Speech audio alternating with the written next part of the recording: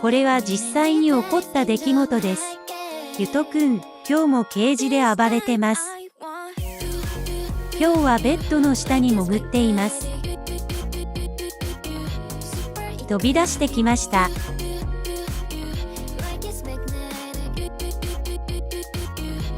何それ？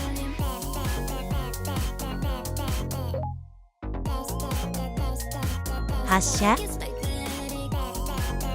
ベッドをひっくり返しちゃいました。